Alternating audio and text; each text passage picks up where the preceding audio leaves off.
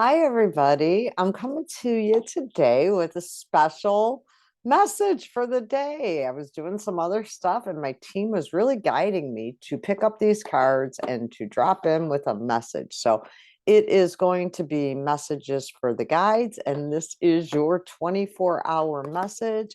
Just know that whenever you see it, it is the perfect time for it. You are neither late nor early, you are right on time. In two cards. So, number one is forgive yourself. So many people in our society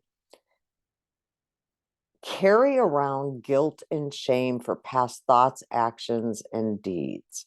And what Spirit is saying today is don't make that same mistake twice, but forgive yourself for the mistakes of your past.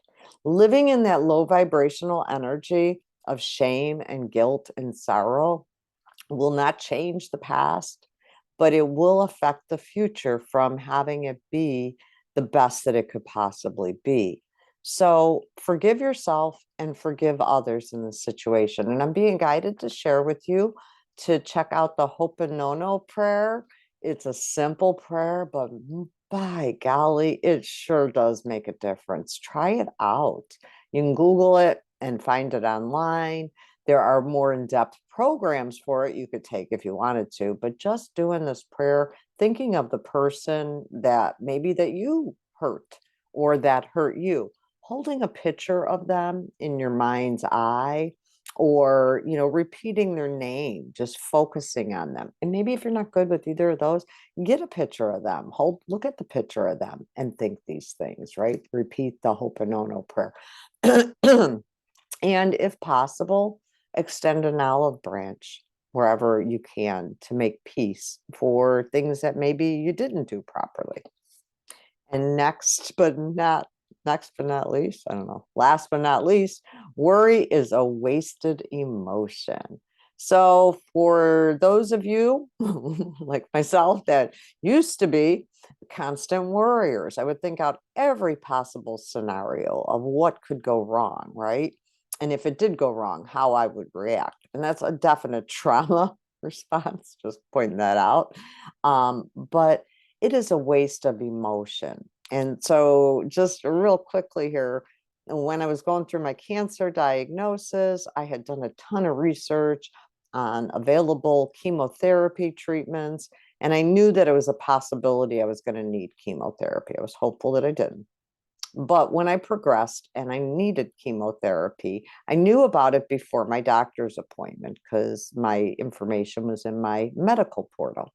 So that night, I spent hours upon hours researching the latest and greatest medicines out there and how I could take it and what I could do and blah, blah, blah, blah, blah. I went through this whole drill.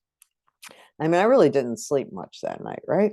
Go into the doctor's office, and it may even have been 2 days of this, but I go into the doctor's office and I told her everything I researched. She's like, well, that's really great, but that's not the type of cancer you have. So I wasted all that worry and emotion over that. Now, I did have cancer, but I played out all these different scenarios and spent all that time. And it really struck me at that moment that I was worrying about something that wasn't even a reality. So I made a commitment to myself as a cancer survivor that I was never going to worry before I had the end result in my hand again.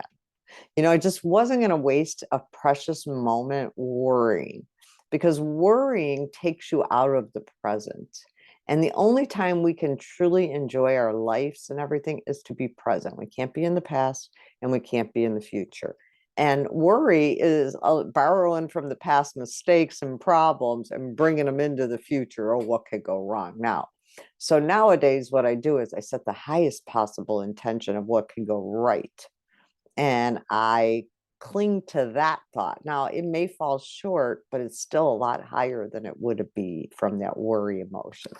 So that's your 24-hour message. I hope it helps you in some way, shape, or form. If it resonated, let me know. I would really appreciate that. Thank you. Have a great day.